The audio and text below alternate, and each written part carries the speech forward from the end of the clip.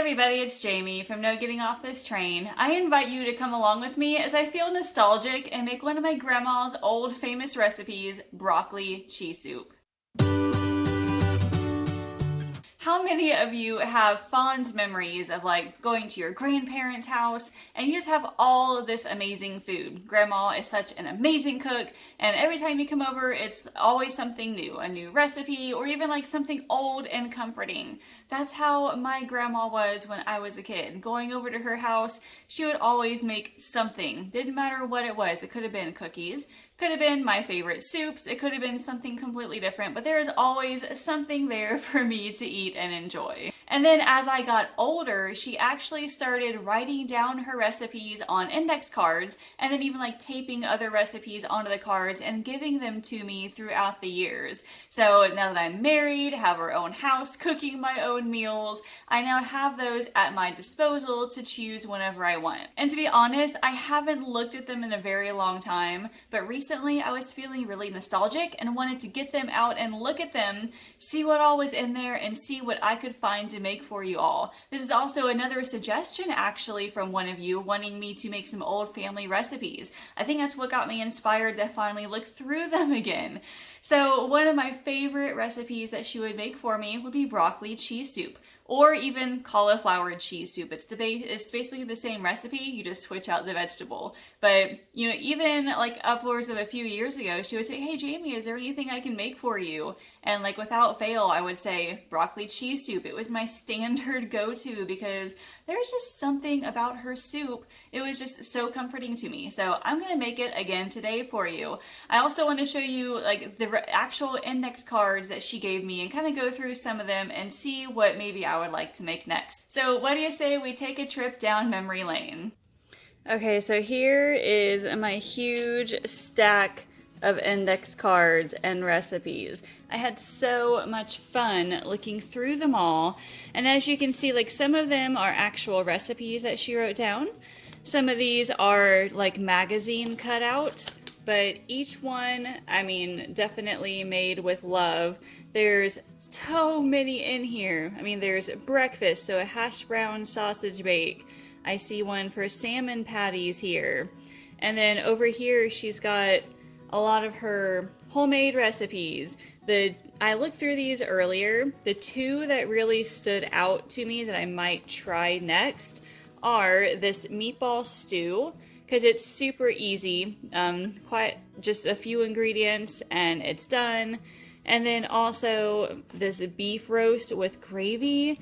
I think this is the recipe that she made a whole lot that I absolutely loved. Pretty sure I'm gonna have to, make it for myself and see. But one thing you have to remember is that she's from the South. So there's a lot of yummy, delicious stuff in here that also uses a lot of like butter and a lot of sugar, which is what makes it super delicious, right? Her cheesy potatoes, it's got cream and chicken soup, one stick of butter, Velveeta cheese, sour cream, super delicious. And then of course you have some fried green tomatoes, and then tons of desserts. A chocolate chip bundt cake.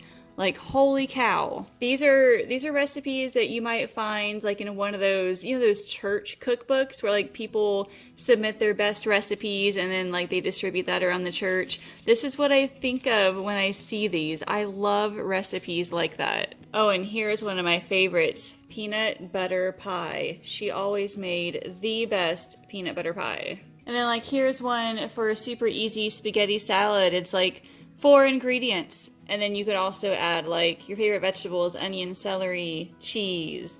And then I love how she writes down, it's very good. I love it. I also loved when she made the 7-layer lettuce salad.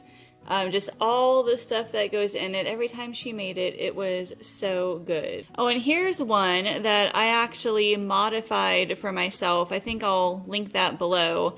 But like breakfast balls, it has sausage, grated cheese, and then Bisquick, and you roll it all up and bake them, and there's your breakfast. That is super easy. Okay, so here's one that she made, and we also made it a lot like at our house when I was growing up. I know it's hard to read it, but it's a beef dip. So you've got the sliced dried beef, you have green onion, a package of ranch dressing packet, 8 ounces of cream cheese, 8 ounces of sour cream, and then you basically just combine it all, and this beef dip is so good with like crackers or something. I used to chow down on this. This was so good. And then here's one that I might make pretty soon too, because it just looked really delicious and so cute. Little cheddar meatloaves. Those are adorable, and they look like they might freeze pretty well too, actually. But this is the famous broccoli cheese soup.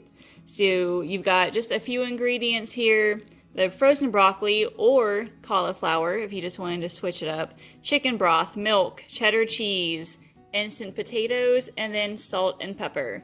This is what I'm going to make today. Let me show you how to make it. Here is what I'll be using today. We got 3 packages of the frozen broccoli, almost a full container of the chicken broth. I have milk, I have cheddar cheese, and I have the instant mashed potatoes. So first, I have to get the chicken broth in the pot and then boil the broccoli in it. This is just about a full container. I think I used a tiny bit of it for something else. But this recipe should only take maybe 20-25 minutes once we get all of these in there and boiling. I mean, the hardest part, and I say hard loosely, the hardest part is going to be shredding the cheese. But even then, that'll only take like a few minutes. Alright, so there is a lot of broccoli and not a whole lot of broth.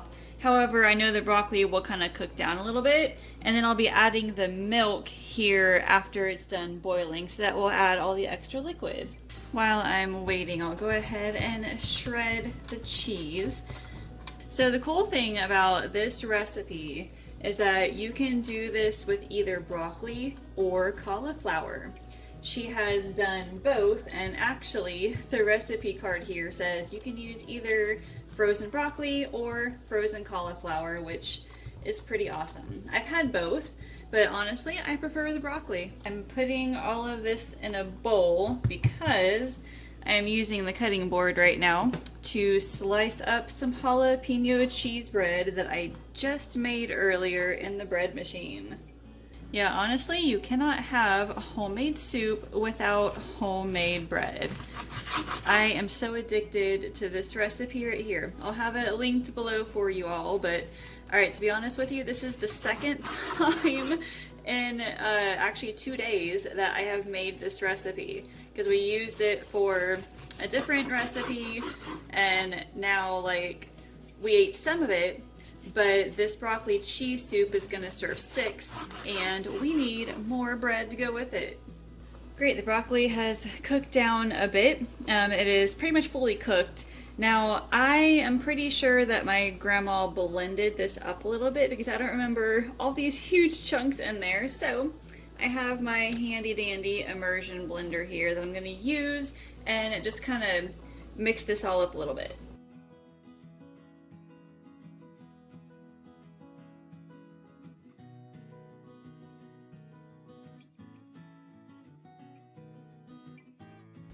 Okay, that seems good enough. I know it's very, very green, but we're gonna add some more stuff to it.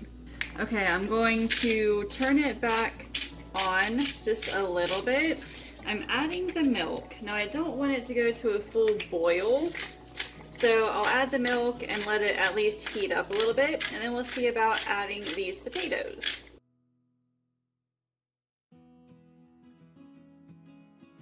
Okay, it's getting ready to start simmering now, so let me take it off the heat. We're gonna add these potatoes. Here's what I ended up getting at Aldi. I did not want to buy an entire huge box of instant mashed potatoes because frankly, I just don't use it very often. And the recipe said, it doesn't say like how much, it just says add it to desired thickness. So I'm just gonna add this whole thing right here, and plus this is 4 cheese mashed potatoes, which I think is going to be amazing in this. Now, I have never, like before this, heard of using like potato flakes or instant mashed potatoes to thicken soup. Have you ever done that as well? Like, leave a comment, let me know. But I do have a feeling this 4 cheese is going to really kick it up. I'm excited. Just add the cheese a little bit at a time until the cheese fully melts. It is smelling so good already. Oh my goodness. Okay, yeah, the instant potatoes, like, seriously, it instantly made it much thicker. This is so cool.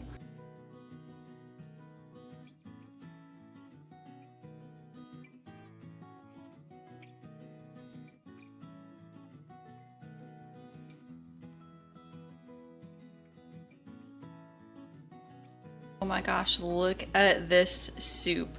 Let's get this all bowled up and ready to go.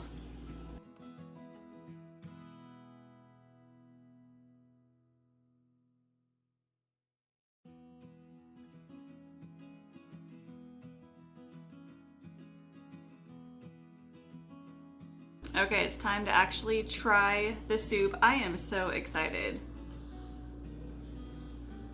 Oh yeah. So that actually tastes just like my grandma's soup. Probably need to add a little bit more salt to it, but I can taste that 4 cheese instant potatoes in there. And I'm glad that I use the immersion blender. That way there's like not all these huge chunks of broccoli. The cheese is just right. It tastes just like it. I'm gonna go enjoy this comfort food. So what did you think? Did it seem pretty similar to any other broccoli cheese soup recipes that you've seen?